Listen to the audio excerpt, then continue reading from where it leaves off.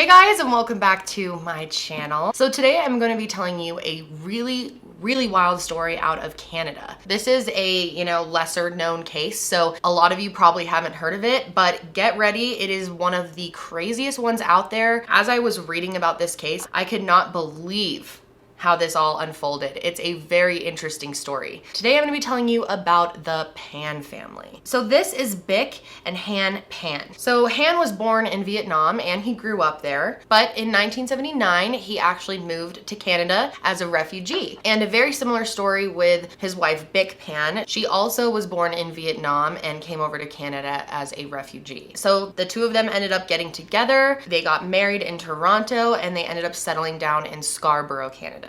And then in 1986, they had their first daughter and they named her Jennifer. And then in 1989, they had their second child and they named him Felix. So the Pans worked at an auto parts manufacturer called Magna International in Aurora, Ontario. Han worked as a tool and die maker, and then Bic actually made car parts. This couple worked very hard for their money. They were, immigrants, and they took every opportunity they could and worked as hard as they could. They wanted to make sure that their kids had opportunities that they never even had when they were younger, so they were all about working hard. They were both very thrifty people and good savers, so eventually they ended up saving enough money to buy a really nice house. In 2004, they purchased their house and they were super excited because this was something they had always wanted for their family. It was definitely their end goal. Their dream was to be able to afford a nice house for their family to grow up in. The house was in a residential area called Markham. They were also able to afford really nice cars. They were really living the dream. Bic was driving a Lexus and Han was driving a Mercedes, so they were doing really well. They felt like they had settled into a great neighborhood and they were super excited about their future. Everything was going very well for the Pan family. Now, probably the most important thing for you to know about this family though is they were very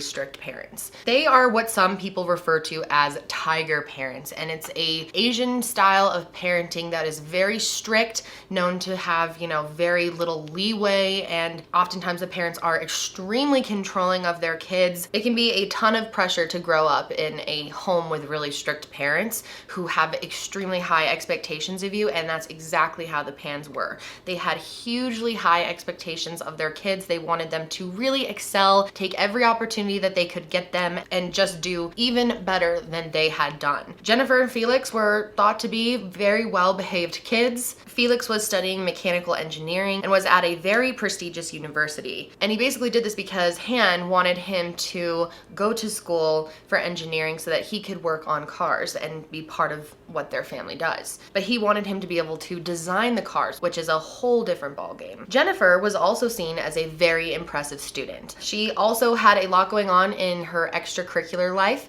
She started playing piano when she was only 4 years old. She also played flute in the school band. She did figure skating. She was actually super into the figure skating thing. She wanted to become an Olympic athlete, so she spent a ton of her time training, which is a very stressful world as well. However, she ended up tearing her ligament in her knee, and it was a really bad injury, so bad that she ended up quitting figure skating altogether, and that dream was completely squashed. Jennifer was also thought to be a very good student, but it turns out Jennifer was kind of hiding a lot of things from her parents, and her school was actually one of them. Even though her parents put a ton of pressure on her to get good grades, she kind of averaged around, the C 70-ish range and definitely wasn't getting straight A's. The only thing she was doing really well in was music. She really thrived in music and absolutely loved it. But her parents expected her to have straight A's. There was no choice for her, so she actually ended up forging report cards, literally faking her grades on it and convincing her parents that she was actually getting straight A's when she was a pretty average student. Have any of you guys ever forged a report card? I'm dying to know. I feel like that's pretty savage. At the time, Jennifer was attending Mary Ward Catholic School, and she actually ended up having to leave the school because her behavior and grades were bad and transfer to a different school. And her parents knew that she, moved school and everything, and they were so strict. They picked her up every single day to watch her basically like a hawk. They'd, get her in the car, take her straight home, monitor all her extracurricular activities, make sure she wasn't just doing whatever as a teenager, as most of us did as teenagers. They had a serious issue when it came to boys. They were absolutely terrified of Jennifer getting distracted from her studies by boys, and they wouldn't let her even have friends that were boys, really. Like, they didn't want boys around their daughter, period. So she was definitely not allowed to go on like dates or anything like that. In fact, she wasn't even allowed to go to the school dances, which, I mean, I would have been so angry about that as a teenager. I mean, that was such an important thing to me back then, although now thinking of going to a high school dance makes me want to die inside. But back then, I would have freaked out if my parents told me I couldn't go, or they like didn't want me around any boys. You'd feel so restricted, especially seeing everyone else live, you know, a somewhat normal life or have somewhat normal parents when it comes to how strict they are. And I'm sure many of you out there have had or have really strict parents, and you know what it's like, and maybe you can relate to how Jennifer was feeling. She was really starting to feel trapped, like she was a prisoner in her own family. And not only that, she was faking tons of things in her life, literally forging stuff, and that's a lot of pressure to be keeping up a whole fake persona. Despite their best efforts, though, to keep her from dating, she ended up meeting another boy named Daniel Wong in 11th grade. He was a year older than her in school and was described as goofy and really social. He played the trumpet in the school band, so they, you know, connected on that. They were both in the band, and in 2003, they ended up going on a school field trip together. And it was a big field trip. It was all the way to Europe. When they were in Europe, they performed at this concert hall, and according to Jennifer, there was a ton of smoke in the concert hall from smokers, and this really raged up her asthma, and she was panicking over it, feeling like she was gonna have a panic attack, felt like she couldn't breathe. And Daniel was really there for her, really calmed her down, helped, you know, ground her, and she felt like he didn't have to do that. He didn't owe her anything, and she said that it literally saved her life. So now she is really into Daniel. She felt like he saved her life. He really cared for her in that moment, and so she really was head over heels into him. So that summer, they started dating, and they were having a good summer together, although this had to be completely secret behind her parents' back. So Jennifer had actually received early admission into Ryerson University. However, Jennifer had actually failed one of her calculus classes back in high school, her senior year. So they ended up revoking her early admission. But Jennifer did not want her parents to know what was going on, so she hid this from them. She told everyone in her life that she was still going to go to this school, including her parents. This is when she created a fake acceptance letter and gave it to her parents, which I am shocked that they really fell for that. I mean, she must have been pretty good at faking stuff, probably had been doing it her whole life. And it turns out that Jennifer never even graduated high school. She wasn't able to walk, she wasn't able to finish, and so she lied to her parents. So Han Pan wanted Jennifer to become a doctor, but he figured out after a little while getting to know his daughter more as a person, you know, you can't actually just make people what you want them to be. He figured out that it wasn't such a good route for her because it made her like sick, you know, it grossed her out to like work on bodies and stuff. She didn't have the stomach for it. So he decides that she needs to still be in medical though, gotta stay in what he wants, kind of, so he settles for pharmacology. He tells Jennifer that she should become a pharmacologist, and she agrees. She told her parents that her plan was to attend Ryerson University. You know, they're still under the impression that she graduated and stuff. So she told them she's gonna go there for 2 years, and then she's going to transfer to the University of Toronto and get in their pharmacology program. Now, a lot of people would say, well, how did the parents think that she was going to a college where they weren't paying any bills? Well, Jennifer actually told them that she was going on all scholarship money and grants and everything, and that they didn't need to pay a dime. She could take care of it all on her own, and her dad wasn't even involved in bills. To seem legit to her parents, she ended up purchasing textbooks and watching different documentaries and taking notes, real notes, to show her parents as if she was prepping for school. And while she was in college, Jennifer was not allowed to do any of the normal things that teenagers or, you know, college students do, like go to parties and hang out with friends, drinking. Jennifer like never got to experience that. At the time, Jennifer was teaching piano lessons on the side and also working in a restaurant to make extra money and fund her life. And eventually she went to the school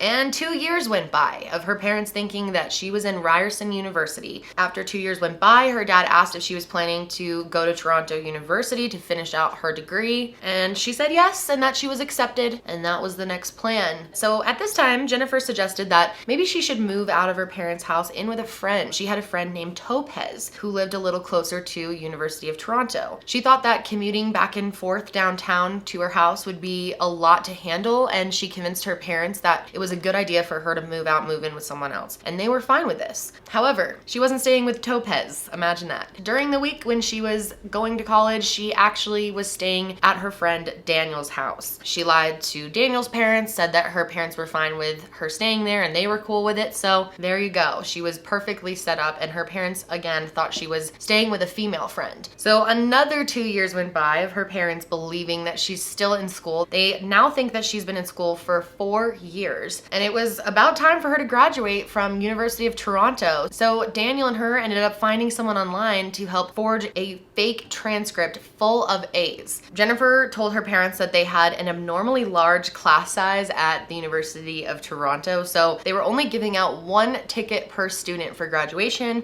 and she didn't want to make either of her parents feel bad, so she told them that she ended up giving it to a friend. So she told her parents that after she was done there, she was actually planning on volunteering at a blood testing lab called Sick Kids. And conveniently, she told her parents that she would have to work late night shifts and during the weekend. So she convinced her parents that she should probably start spending most of her time at Topaz's house. However, her parents noticed that she did not have a uniform or a key card for Sick Kids. So one day, Jennifer's parents said that they wanted to bring her to the hospital and drop her off themselves and see what was going on. So, you know, she's shitting her pants at this point. She gets in the car with them, they drive over to the hospital, and she basically just gets out and books it inside. And her parents went in after her, like they were trying to see where she was working, you know, they were really up her ass. So they actually went in there looking for her, and she literally hid out for a long time in the emergency room, just hiding somewhere until she could leave, and her parents, you know, had cleared the area. Her parents were starting to catch on though. They felt like she was acting very strange, and they were worried that they were being duped. So the following day they called Topaz and they asked her where Jennifer was, and Topaz said that she was not there. So this is when they became very concerned. So later on she came home and they ended up really putting her on the spot, questioning her, and eventually she confessed that she didn't actually work at Sick Kids and she had made it all up. She also started to tell them that she did not go to the University of Toronto, that she instead was living with Daniel instead of Topaz, which really pissed them off. But she decided to keep them under the impression that she graduated high school and went to Ryerson University before University of Toronto. So she kind of half told them everything.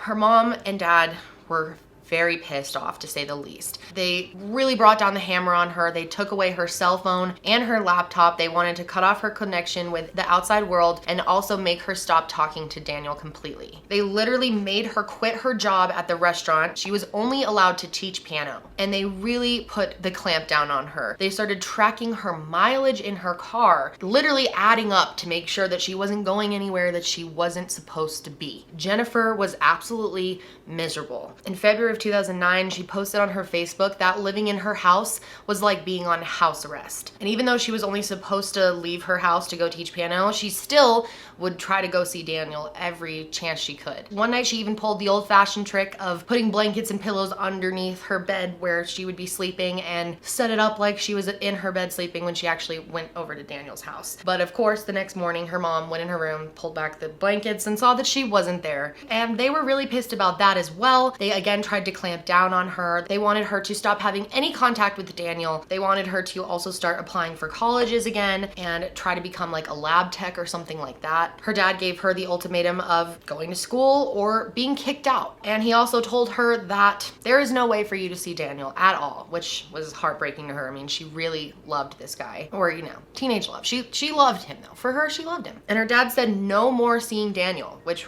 really enraged her. And he even said to her, if you want to see him, you're gonna have to wait until I'm dead. Now, Daniel, on the other hand, was actually getting really tired of Jennifer. He said that she came with a lot of drama, that he was sick of her always making excuses of why they couldn't be together, why she couldn't see him. He knew that her parents were really strict. So he ended up deciding to end things, which was horrible for Jennifer. She went completely off the deep end. She was so upset because she felt like everything was out of her control and her parents were causing her to lose someone that she really cared about. And it wasn't long before she found out that he ended up moving on pretty quick and started dating a girl named Christine, which made her even more angry. She ended up being really, really jealous, and so she devised a plan to tell Daniel that 3 men randomly came into her house and attacked her. And then she said that a few days later she received a bullet in the mail, and she told Daniel that this was his new girlfriend Christine trying to threaten her to stay away from her man. So Jennifer was going a little bit off the deep end here. So then in spring of 2010, Jennifer ended up reconnecting with this guy that she used to be friends with when she was younger named Andrew. At one point, Andrew told her in confidence that he had at one point considered possibly killing his father. But Jennifer says that this sparked an idea for her. Life would be a lot better for her if her tiger parents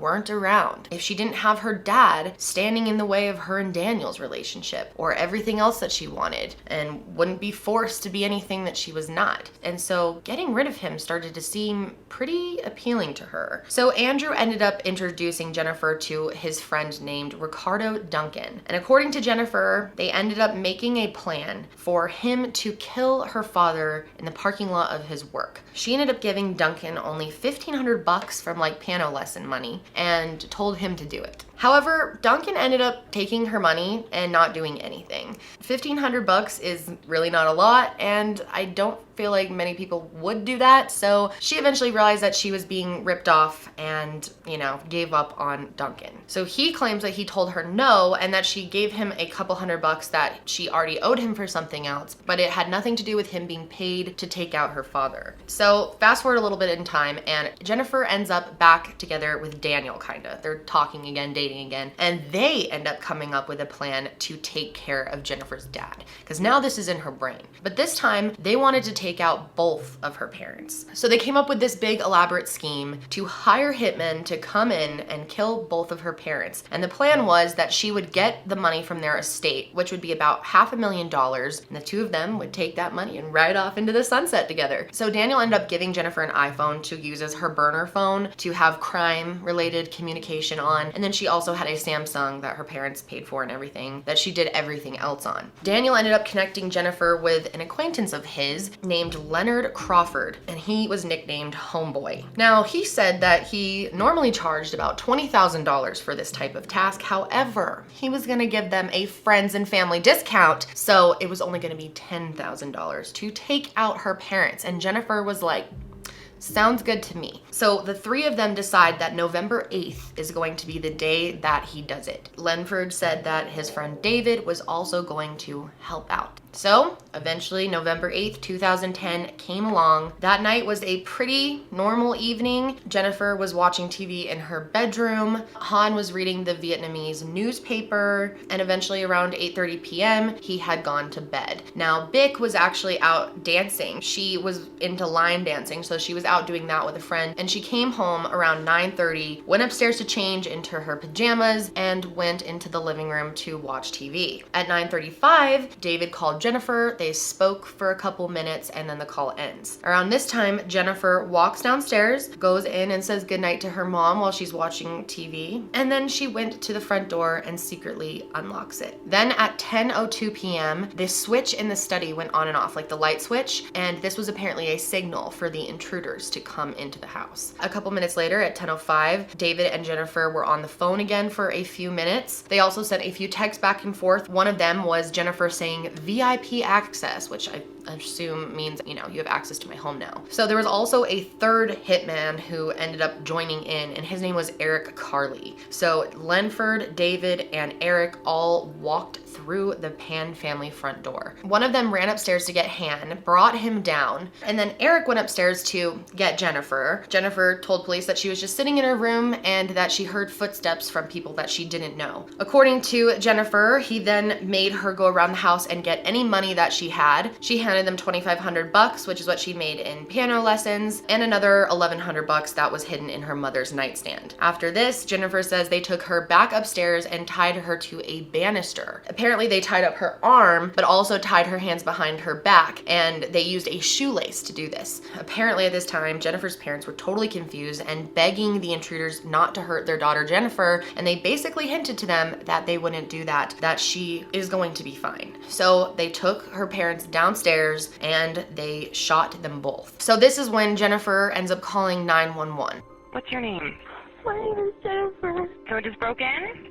Someone broke in and I heard shots like pops. I don't know what's happening. I'm tied upstairs. Did it sound like gunshots? I don't know what gunshot sounds like. I just heard a pop. Shit. I'm okay.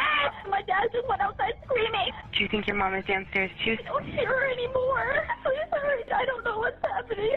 So you can hear in the phone call that someone starts screaming, and this is Han, and he is not dead. He had, come to and realized that his wife was next to him and was screaming. He was able to crawl upstairs to the main floor of the house and was just frantically screaming. Like you can hear it in the call. He runs out of the house, and this is where one of his neighbors saw him, who was about to leave for work, and he sees this man come screaming out of the house covered in blood. The neighbor called 911 as well. The police and the ambulance arrived, and they took Han straight to the hospital, where he was actually put into an induced coma. So no one knew exactly what was going on in the house but Jennifer. So the York Regional Police interviewed Jennifer that night, and basically she told them that two men came in the house, started taking money from her, tied her to the banister, and then took her parents downstairs and shot them.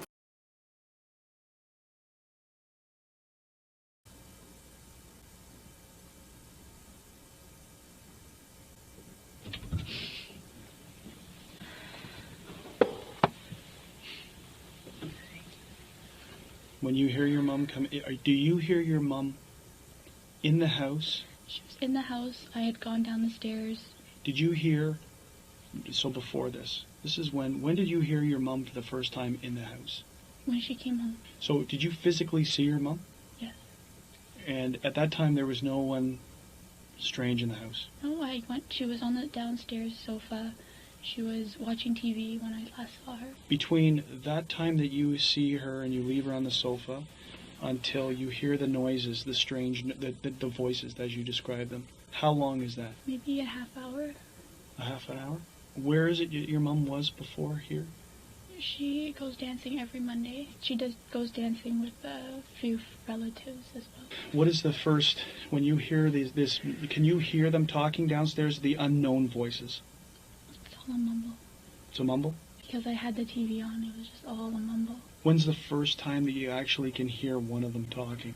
When he was upstairs, and I thought he had left the upstairs, because I was frozen in my room for a while. Yep. Trying to listen in, but I couldn't hear over my TV, and I didn't want to startle them by turning it off or like diminishing the volume. So I was kind of pressed up against my door for a while trying to hear it. And I thought that all the people upstairs had gone down, so I opened up my door quietly and tried to peer out, and he saw me, and that's when he came. The only thing I can remember was he had dreadlocks. Did you see the gun? I only saw the top part of the gun. What did it look like? Kind of, it was black. Yeah. And it kind of, not triangular, but it was slightly wider at the end. They sit me right at the bottom of the stairs, like slightly out, not exactly directly at the bottom of the stairwell, but just slightly over a little. The third guy, who I didn't encounter, but he was there, he was like, "Where's your money? Cooperate with us." And then my mom's like, yelling, and "Don't hurt us," and my money's in my wallet, just please leave my paperwork. This person, this third guy who you're now describing, do you see him ever? Only as a shadow? Because there's a wall, Okay. partial wall, and he was like right in that vision, over my father, but partially in that vision. And the next thing I can hear are them telling my parents to move to the basement. Okay. And I'm asking them, why, where are you going? And my mom's yelling to me, "I want my daughter. Why can't my daughter come too? I want my daughter." Who goes down to the basement? Can you see that from where you're sitting? My back is towards the wall. Do you hear anyone else in the main level where your parents were? Like, you can hear, if people are trucking down the stairs, you hear your parents going down the stairs. Do you hear like 5 sets of footsteps going down there, or can't you hear that? I was just such a distress. I don't exactly know how many people went down. Now you wonder how she was able to call 911 when she was tied up. 2 days after the original interview, the police ended up bringing Jennifer back in because they were really questioning how she was able to so easily call 911 when she was tied up. Stand up and turn around. Put this in the side that you believe it was in. Great. Turn around so that you're looking away from me. You're looking exactly like, now here is where the banister is. Put your hands back behind your back, exactly how you remember they were, okay? Now, are you restrained from movement? How far can you move your hands from the banister? They tied my upper arm Yes? around the banister, Yes? but my hands were bound together. So your hands bound together, and this is the arm that's the strings wrapped around against the banister? Mm-hmm. Okay, so now how can you get to the phone, and how do you make the phone call? 911? Mm-hmm. And do you talk down like that? Yes, I'm yelling at the phone like this. And how can you hear? I turned the volume on max. Yes? So that's exactly the way that you're talking to her against the railing. So Bick's funeral was held on November 15th, 2010 at the Ogden Chapel in Scarborough. During the funeral, the police actually had someone there specifically to spy on Jennifer and see how she was acting, see if she seemed like someone who just went through this horrible, invasion. People come into her house, tie her up, shoot her parents. She should be absolutely devastated. But they actually noticed that during the funeral, she didn't show any emotion at all, which of course, everyone shows grief differently. That's something that everyone knows, but you have to take it into consideration when someone's not showing anything at all. And it actually didn't take long before people around her started to feel like the whole thing was sketchy, including the police. And so the police ended up surveilling her a lot of the time. They had someone watching her secretly pretty much at all times. One thing that really wasn't adding up to police at first was that this was supposedly a burglary, that these people invaded the house and were asking for money. But this doesn't add up because the keys to their Lexus was sitting in plain view out on the counter. Why wouldn't someone take a car? There wasn't a single electronic stolen, no jewelry or anything like that. And they even discovered that there was still money hidden in the house. They also thought it was strange that they weren't carrying any type of crowbar with them. It seemed like they knew that the front door was already going to be unlocked and just waiting for them. And the thing that just really wasn't adding up was, why would the intruders leave Jennifer completely unharmed? If they wanted to get rid of all the witnesses, then they would have killed her too. So 3 days after this all happened, on November 12th, Han actually woke up from his coma, and he was in really bad shape. He had a broken bone close to his face, so he had bruising on his face. He had bullet fragments actually stuck in his face, and he had a shattered neck bone. However, surprisingly, he remembered everything from that night. He said that while the men were in the house that night, he remembered Jennifer talking to one of them like they were friends. He saw them. He also said that her arms were not tied behind her back, that she was not tied to the banister, that she was in fact walking around with these people around the house. So obviously this is hugely different from what Jennifer is telling police, so they decide to bring her in for a third interview. And this interrogation lasted a long time. The interrogation lasted 9 hours, and they were really at the point where they were starting to put blame on Jennifer to see how she would react and see if they could get her to just spill the truth. So eventually she cracked and she said that she was lying to them. But she didn't tell them the complete truth. She said that she was depressed, that her life sucked, she was, basically on house arrest and stuff, and that she wanted someone to come in and kill her. But they got confused and they got her parents instead. She said that she had given up on her life, didn't want to live anymore, and that she had just hired someone to do it all for her because it scared her. So police ended up, of course, arresting Jennifer right there on the spot. Eventually, the police were able to figure out who the men were that were involved in the attack by looking through old, phone records, text messages, and stuff like that. She had gotten rid of her SIM card, but there were some that were still on her iPhone. They eventually arrested all of them. Trial began on March 19th, 2014, and it lasted almost 10 months. There were more than 50 witnesses that testified. Jennifer was on the stand for 7 days, and basically since there was already text message proof that she hired them to do this, her only defense was to pretend like she was hiring them for a different reason. She basically went in there and said she tried to cancel and they wouldn't let her. Her defense started saying that she was going to have to pay regardless and that she was even going to have to pay them to not do the attack at this point. However, the argument was really weak and defeated in court pretty quick because there were over 100 messages that day between Jennifer and Daniel and the other guys talking about what was going to happen to her parents that night. So